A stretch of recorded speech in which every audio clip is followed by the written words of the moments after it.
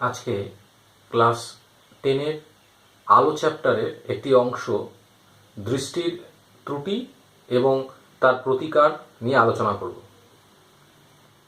আমরা যে সমস্ত লোকের চোখে, মানুষের চোখে চশমা দেখতে পাই, তাদের কাছে যদি আমরা জিজ্ঞাসা করি যে দাদা বা কাকু, আপনার কি সমস্যা, কেন আপনি চশমাটা ব্যবহার করছেন, তখন এরকম বলতে পারে যে দেখো ভাই, আমি কাছের বস্তু ভালো করে দেখতে পাই না।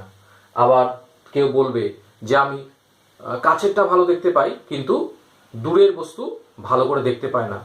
আবার কেউ বলবে যে আমি কাছেরও ভালো দেখতে পাই না, আবার দূরেরও ভালো দেখতে পাই না। এরকম আরও অনেক সমস্যা আছে যারা চশমা ব্যবহার করে। তো আমি আজকে এগুলো নিয়েই আলোচনা করব যে মানুষের চোখের কি কি ধরনের সমস্যা আছে। চোখের তো অনেক সমস্যা আছে, কিন্তু তোমাদের সিলেবাসে শুধুমাত্র দুটো সমস্যার কথাই আলোচনা করা আছে। একটা হচ্ছে, এক প্রকার সমস্যা হচ্ছে দীর্ঘ দৃষ্টি, এবং আর এক প্রকার সমস্যা হচ্ছে হ্রস্ব দৃষ্টি বা স্বল্প দৃষ্টি। সুস্থ চোখ কি করে, বহু দূরের বস্তুও দেখতে পায়, আবার কাছের বস্তুও দেখতে পায় একদম বিনা ক্লান্তিতে। কাছের বস্তু বিনা ক্লান্তিতে দেখার যে ন্যূনতম দূরত্ব, সেটা হচ্ছে 25 সেন্টিমিটার। এই দূরত্বটাকে বলা হয় নিকট বিন্দু। এবং সুস্থ চোখ কি করে, বহু দূরের বস্তু দেখতে পায়, বহু দূর, মানে তাকে আমরা কিভাবে বলবো, অসীম দূরত্ব পর্যন্ত দেখতে পায়। কিভাবে দেখতে পায়? এই যে এটা হচ্ছে চোখের, আমাদের চোখের গঠন, একটা অক্ষি গোলক। অক্ষি গোলকের মধ্যে কি আছে, লেন্স আছে। আর এই লেন্সকে কি করে, বেশ কিছু পেশি ধরে রাখে। এবার এই পেশিগুলোকে বলা হয় সিলিয়ারি পেশি, হাতের মতো সিলিয়ারি পেশি। এবার এই পেশি কি করে, এই লেন্সকে সংকোচন বা প্রসারণ ঘটায়, টেনে টানতে পারে, আবার সংকুচিত করতে পারে। করে কি করে, লেন্সের ফোকাস দৈর্ঘ্য পাল্টে ফেলে। কাচের লেন্সের ক্ষেত্রে কিন্তু সেটা সম্ভব না। কাচের লেন্সের ফোকাস দূরত্ব একটা নির্দিষ্টই, কিন্তু এই অক্ষি গোলকের মধ্যে যে অক্ষি লেন্স আছে তার ফোকাস দৈর্ঘ্যের কিন্তু আমরা পরিবর্তন করতে পারি। পরিবর্তন করে কি করি, বস্তু কাছে এবং দূরে যেখানেই থাকুক না কেন, আমরা তাকে দেখার জন্য যে ফোকাস, নির্দিষ্ট যে ফোকাস, সেই ফোকাসটা কিন্তু আমরা পরিবর্তন করতে পারি এবং তাকে দেখতে পারি। এইটাকে বলা হয়, এই ঘটনাকে বলা হয় চোখের উপযোজন ক্ষমতা। অর্থাৎ চোখের উপযোজন ক্ষমতাকে কাজে লাগিয়ে সুস্থ চোখ কি করে, 25 সেন্টিমিটার থেকে একদম অসীম দূর পর্যন্ত যে কোনো বস্তু দেখতে পায়। কিন্তু যে সমস্ত অসুস্থ চোখ, অর্থাৎ ত্রুটিপূর্ণ চোখ, তাদের ক্ষেত্রে কিন্তু এটা সম্ভব হয় না। যেমন একটা ত্রুটি আছে এখানে আলোচনা করব, সেটা হচ্ছে দীর্ঘ দৃষ্টি। দীর্ঘ দৃষ্টিটা কি, যখন কেউ দূরের বস্তু ভালো করে দেখতে পায়, দূরের বস্তু ভালো দেখতে পায় কিন্তু কাছের বস্তু দেখতে পায় না। অর্থাৎ অনেক দূরে আছে বস্তু, দেখে নিচ্ছে, কিন্তু কাছে আছে দেখতে পাচ্ছে না। এই ধরনের ত্রুটিকে আমরা বলবো দীর্ঘ দৃষ্টি। কেমন বিষয়টা, ধরো নাও দূরের একটা বস্তু এন ড্যাশ, সেই এন ড্যাশ থেকে যখন আলোক রশ্মি বেরোয়, এখানে রশ্মি চিহ্ন দেওয়ার দরকার নাই, তখন এই লেন্স থেকে বেরোনোর পর এটাকে বলি রেটিনা। এইখানে এটা একটা পর্দা, যে পর্দায় এই বস্তুর প্রতিবিম্ব গঠিত হয়।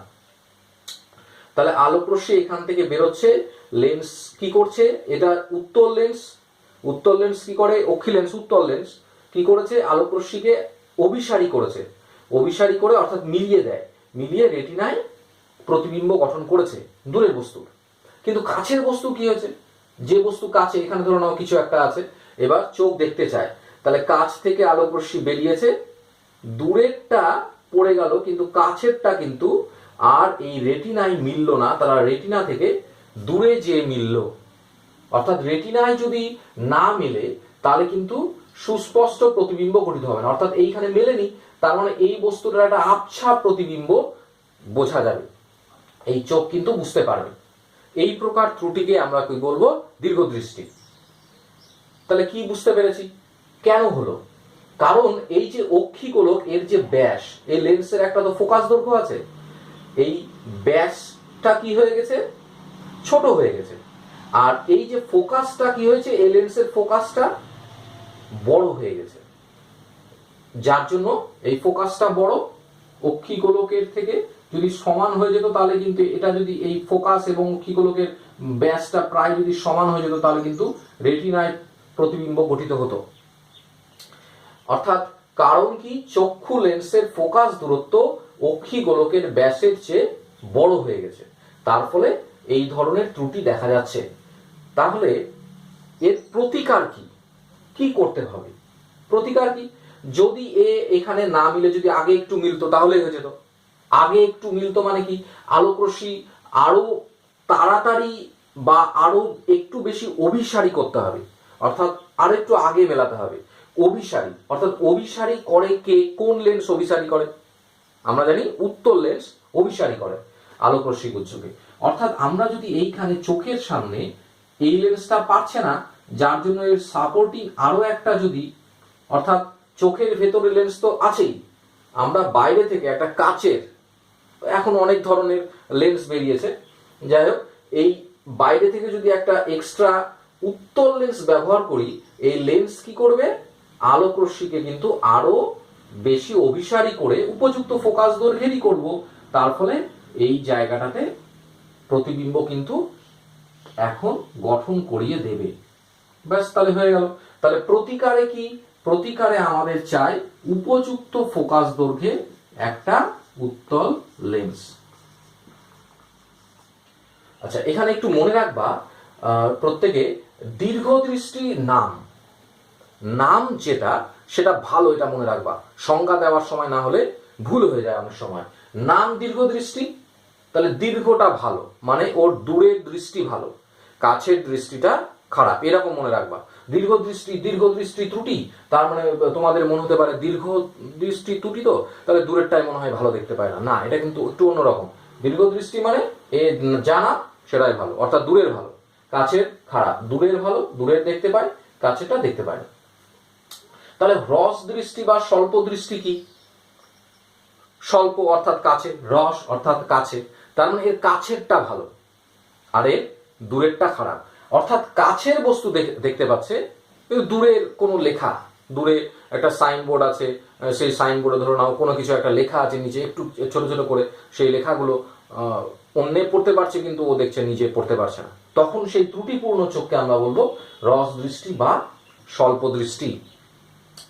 এখানে দেখো, দেখিয়েছি আমি যে কাছে একটা বস্তু আছে, এই বস্তু থেকে আলোক রশ্মি যখন বেরোচ্ছে, অক্ষি লেন্স অর্থাৎ আমাদের চোখের মধ্যে যে লেন্স আছে সেই লেন্স কি করেছে, রেটিনায়, এই রেটিনায় প্রতিবিম্ব গঠন করতে পেরেছে। কিন্তু দূর থেকে আমরা বলি অনেক সময়, দূর থেকে যে সমস্ত আলোক রশ্মি আসছে সেগুলো অসীম, বা অসীম থেকে যে আলোক রশ্মিগুলো আসছে সেগুলোকে আমরা ধরে নিই সমান্তরাল ভাবে, সেই জন্য দূর বোঝাতে সমান্তরাল আলোক রশ্মি অক্ষিগুলো লেন্সের উপর ফেলা হয়েছে। তো অক্ষি লেন্সের উপর ফেলা হয়েছে, তার ফলে কি হয়েছে, আগেই মিলিত হয়ে গেছে। এখানে রেটিনায় মেলার কথা, আগেই মিলিত হয়ে গেছে, তারপরে যাচ্ছে। তাহলে রেটিনায় কি হবে, রেটিনায় একটা অস্পষ্ট প্রতিবিম্ব গঠিত হবে। তাহলে কি করতে হবে, তাহলে এমন কিছু ব্যবহার করতে হবে, এই অক্ষি লেন্সের সামনে, চোখের সামনে এমন কোনো লেন্স ব্যবহার করতে হবে যেন আরেকটু পরে যদি পড়তো তাহলে ভালো হতো, অর্থাৎ আরেকটু ছড়িয়ে যদি পড়তো তাহলে ভালো হতো। অর্থাৎ আরেকটু ছড়িয়ে মানে কি, আরেকটু যদি অপসারী হতো তাহলে ভালো হতো। অপসারী অর্থাৎ এই আলোক রশ্মি গুচ্ছকে একটু অপসারী করতে হবে। অপসারী করে কোন লেন্স, অপসারী করে হচ্ছে অবতল লেন্স। অবতল লেন্স অর্থাৎ এইখানে উপযুক্ত ফোকাস দৈর্ঘ্যের বা উপযুক্ত ক্ষমতার একটি অবতল লেন্স ব্যবহার করতে হবে, করলেই সেই ত্রুটি দূর করা যাবে। তাহলে এখানে বোঝা গেল যে হ্রস্ব দৃষ্টি কি এবং এর কারণ কি। তাহলে কারণ আমরা এখানে আমি এখানে যেমনটা লিখেছি তেমনটাই লিখতে হবে। তাহলে এর যখন ত্রুটি ছিল তখন এর ফোকাসটা কোথায়, এইখানে হয়ে গেছিল, সি বিন্দুতে মিলেছিল। সমান্তরাল আলোক রশ্মি গুচ্ছ যে বিন্দুতে মিলিত হয় তাকেই তো ফোকাস বলি, অর্থাৎ ফোকাস এটা। আর অক্ষিগোলকের ব্যাস কোনটা, মোটামুটি এটা, এতটা অক্ষিগোলকের ব্যাস। তার মানে ত্রুটি কেন হয়েছিল? ব্যাসের থেকে ফোকাসটাই এর ছোট ছিল। এখানে কি লিখেছি? চক্ষু লেন্সের ফোকাস দূরত্ব অক্ষিগোলকের ব্যাসের চেয়ে বড়, এখানে ফোকাস বেশি হয়ে গেছিল। এখানে এই ক্ষেত্রে কি হবে? বলবো চক্ষু লেন্সের ফোকাস দূরত্ব অক্ষিগোলকের ব্যাসের চেয়ে ফোকাস দৈর্ঘ্য ছোট। তাহলে কারণ। এবং প্রতিকার কি? প্রতিকার হচ্ছে এখানে উপযুক্ত ক্ষমতা বা উপযুক্ত ফোকাস দৈর্ঘ্যের একটি অবতল লেন্স ব্যবহার করতে হবে।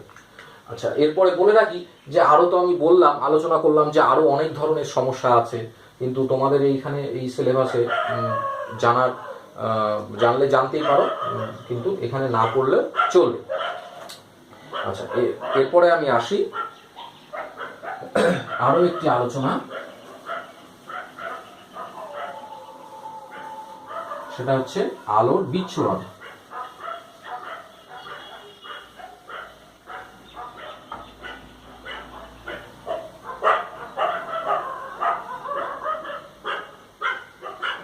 তাহলে এইটা আমি আলোচনা করলাম, এখন আলোচনা করব আলোর বিচ্ছুরণ।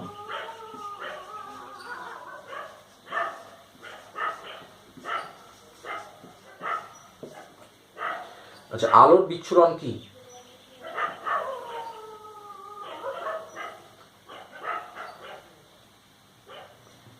অনেক সময় বিকাল বেলার দিকে সূর্য পশ্চিম আকাশে থাকে, বিকালবেলার দিকে এক পশলা বৃষ্টি হলো, ঠিক তারপরে কোনো কোনো সময় পূর্ব আকাশে দেখা যায় যে 7টা রঙের একটা সমন্বয়, এটাকে আমরা কি বলি? রামধনু বলি। এবার এই রামধনুটাই কিন্তু মনে রাখতে হবে আলোর বিচ্ছুরণের কারণ। আলোর বিচ্ছুরণের কারণ একটা উদাহরণ বা একটা প্রাকৃতিক উদাহরণ, সেটা কি? আলোর বিচ্ছুরণ। এই বিচ্ছুরণটা কি? যদি আলোর সাদা আলো কোন প্রিজম, এটা একটা প্রিজম এঁকেছি আমি, প্রিজমের ওপর পড়েছে সাদা আলো, পড়ার পর কি হয়েছে? দেখা যায় যে এই সাদা আলো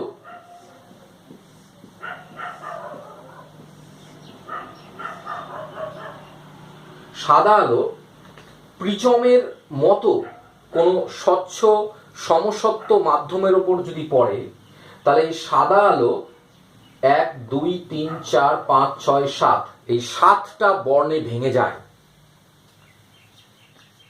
যদি আমরা এখানে একটা পর্দা ব্যবহার করি, তাহলে আরো বর্ণগুলো থাকবে, সবকটা বর্ণই থাকবে। তাহলে পর্দায় এই 7টা বর্ণের একটা ক্রমানুসারে 7টা বর্ণ কিন্তু তৈরি হবে। এই ঘটনাকেই বলা হয় আলোর বিচ্ছুরণ। সাদা আলোর মধ্যেই 7টা বর্ণ থাকে, প্রিজম আলো সৃষ্টি বা তৈরি করলো না, নতুন করে তৈরি করলো না। সাদা আলো মানে 7টা বর্ণ, প্রিজম কি করেছে? প্রিজম কেবলমাত্র সেই 7টা বর্ণের মধ্যে ভাগ করে দিয়েছে, অর্থাৎ 7টা বর্ণে ভেঙে গেছে। এটি হচ্ছে আলোর বিচ্ছুরণ। রামধনুর ক্ষেত্রেও ঠিক এমনই হয়। এইখানে আমি আলোর বিচ্ছুরণ বললাম, এটা কি? এটা একটা প্রিজম, কিন্তু রামধনুতে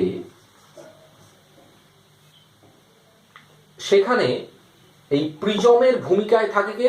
ওই যে বলেছিলাম এক পশলা বৃষ্টি হওয়ার পর, অর্থাৎ মেঘের কণা বা জলকণার মধ্য দিয়ে যাওয়ার সময় অনেক সময় ভেঙে যায় এবং সেই 7টা বর্ণের সমন্বয় তৈরি হয়। বর্ণগুলো কি কি? এটা তোমরা এর আগে হয়তো জেনেছো যে বর্ণগুলোকে মনে রাখার জন্য আমরা একটা শব্দ ব্যবহার করি, সেটা হচ্ছে বেনিয়া সহকলা, ইংরেজিতে বলি ভিজিওর। মনে রাখবো বে অর্থাৎ বেগুনি, নি অর্থাৎ নীল, এরকম বেনি, আতে আকাশী, শতে সবুজ, হতে হলুদ, কতে কমলা, আর লাতে লাল। সবার নিচে থাকবে বেগুনি এবং সবার উপরে থাকবে লাল, মাঝে থাকবে অন্যান্য বর্ণগুলো। এবারে এখানে এটা প্রশ্ন যে এই যে 7টা বর্ণে ভাঙলো এর কারণটা কি, অর্থাৎ আলোর বিচ্ছুরণের কারণটা কি? আমরা জানি যে প্রত্যেকটা বর্ণের আলোর তরঙ্গ দৈর্ঘ্য আলাদা। তরঙ্গ দৈর্ঘ্যকে আমি ধরে নাও ল্যামডা দিয়ে প্রকাশ করলাম। তরঙ্গ দৈর্ঘ্য কি হয়? আলাদা। ল্যামডা অর্থাৎ ল্যামডা প্রত্যেকের আলাদা। তরঙ্গ দৈর্ঘ্যের সাথে বেগের একটা সম্পর্ক আছে।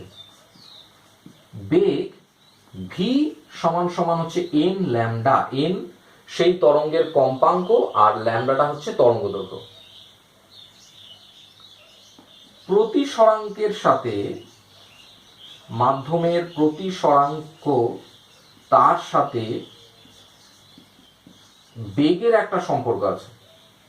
আবার কে কতটা কোণে বাঁকবে এটাকে বলি চ্যুতি কোণ। Delta is equal to mu minus 1 গুণন এ। এটা হচ্ছে প্রিজমের প্রতিসারক কোণ। এই সম্পর্কগুলো যদি আমি মনে রাখি তাহলে আলোর বিচ্ছুরণের কারণ ব্যাখ্যা দেওয়াটা খুব সুবিধা। কিরকম? লাল বর্ণের তরঙ্গ দৈর্ঘ্য বেশি, ল্যামডা বেশি, লালের বেশি। একটা মনে রাখবো, অন্যান্যগুলো হয়ে যাবে। লালের তরঙ্গ দৈর্ঘ্য বেশি, ল্যামডা বেশি, তাহলে ভি কি হবে? যেহেতু গুণ অবস্থায় আছে ল্যামডাটা এন এর সাথে, তাহলে ভিও বেশি হবে, অর্থাৎ লালের বেগ বেশি। বেগ বেশি, প্রতিসরাঙ্ক কি হবে? অর্থাৎ এই যে বললাম, এই যে প্রিজমের তো একটা প্রতিসরাঙ্ক আছে, সেই একটা প্রতিসরক মাধ্যম, বিভিন্ন মাধ্যমের জলের প্রতিসরাঙ্ক আলাদা, বায়ুর প্রতিসরাঙ্ক আলাদা, কাচের প্রতিসরাঙ্ক আলাদা। এই প্রিজমটা যদি যেহেতু কাচ দিয়ে নির্মিত, তাহলে এর একটা নির্দিষ্ট প্রতিসরাঙ্ক থাকবে। তাহলে লালের যেহেতু বেগ বেশি, বেগটা বেশি, তাহলে ভি যেহেতু নিচে আছে, বেগ যদি বেশি হয় এর প্রতিসরাঙ্ক কি হবে? ভি যেহেতু নিচে আছে, প্রতিসরাঙ্ক কি হবে? কমে যাবে। তার মানে প্রতিসরাঙ্ক কিন্তু কম হয়ে গেল। প্রতিসরাঙ্ক কম, মিউ কম, মিউ কম। আবার যেহেতু একই লাইনে আছে, লবেই আছে, ওপরেই আছে, তাহলে মিউ কম হওয়ার জন্য ডেল্টা কম, অর্থাৎ ওর চ্যুতি কোণ অর্থাৎ কম বাঁকবে। তার মানে সাদা আলো এই 7টা বর্ণ যে আছে, যেই প্রিজমের মধ্যে ঢুকলো সঙ্গে সঙ্গে কিন্তু ওর বিভিন্ন পরিবর্তন হলো। এই পরিবর্তনগুলো কিন্তু হলো, কিন্তু বায়ুর মধ্যে বায়ু প্রতিসরাঙ্ক যেহেতু তোমার এক, সেহেতু সাদা আলো যাওয়ার সময় ওদের কোনো বিশ্লিষ্ট হয় না। যেই প্রিজমের মধ্যে ঢুকলো সঙ্গে সঙ্গে কি হলো? লাল, ওর বেগ বেশি, ওর ডেল্টা কমে গেল, অর্থাৎ চ্যুতিকোণ কমে গেল, অর্থাৎ সে উপরে থাকবে, কম বাঁকবে। দেখো এই যে বর্ণটা আমি এঁকেছি, এই বর্ণের মধ্যে আরেকটু উপরের দিকে থাকলে ভালো হতো। এই বর্ণের মধ্যে এইখান থেকে সব থেকে এই লালটা কম বেঁকেছে, সব থেকে বেশি বেঁকেছে কে? এই বরাবর যাচ্ছিল সাদা আলো, আর বেগুনি চলে গেল এতটা কোণে, অর্থাৎ অনেকটা বেঁকেছে। সে কে? বেগুনি। কেন? তার কারণ বেগুনির তরঙ্গ দৈর্ঘ্য কম, ভি কম, মিউ বেশি, ডেল্টা বেশি, অর্থাৎ এই বরাবর আলো রশ্মি যাওয়ার কথা ছিল, বেগুনি সব থেকে বেশি বেঁকেছে, চ্যুতিকোণ সব থেকে বেশি হয়েছে। সেই জন্যই আমরা মনে রাখবো যে আলোর বিচ্ছুরণে বেগুনি বর্ণ কোথায় থাকবে? সব থেকে নিচে, এবং লাল এর চ্যুতিকোণ সব থেকে কম বলে এর থাকবে সবার ওপরে। এটা মনে রাখবা। আর একটা জিনিস মনে রাখবা এর সাথেই সামঞ্জস্য রেখে, যে আমরা জানি বিপদ সংকেত হিসাবে কোন আলো ব্যবহার করা হয়? থামতে হবে। বিপদ মানে কি? থামতে হবে। লাল আলো ব্যবহার করি ট্রাফিকে, লাল আলো ব্যবহার করা হয় যে কোনো ট্রাফিক সিগন্যাল, কারণ ওটাই গুরুত্বপূর্ণ সব থেকে। একটু দেরি হলে কোনো অসুবিধা নাই, কিন্তু থামাটা খুব গুরুত্বপূর্ণ, সঠিক সময় থেমে যেতে হবে। তাহলে লাল কেন? তার কারণ লাল বর্ণ সব থেকে কম বাঁকে, দূর থেকে আসছে, লালটা দূর থেকে আসছে। এবার দূর থেকে আস্তে আস্তে বেগুনি বর্ণ যদি ব্যবহার করতাম তাহলে কি হতো? ও বায়ুমণ্ডলের মধ্য দিয়ে আসার সময় ও বাঁকত, বাঁকতে বাঁকতে বাঁকতে বাঁকতে কি হতো, একদম নিচে চলে যেত, অর্থাৎ উপরের যে লোকটা দাঁড়িয়ে আছে সে কিন্তু দেখতেই পেল না। কিন্তু লাল কম বাঁকে বলে তাকে কিন্তু সবসময় ওপর থেকেই দেখা যায়। তাহলে আজকে আমি যেটা আলোচনা করলাম সেটা হচ্ছে মানুষের চোখের দৃষ্টি সমস্যা এবং আলোর বিচ্ছুরণ। আলো চ্যাপ্টারে আর সামান্য একটু অংশ বাকি আছে।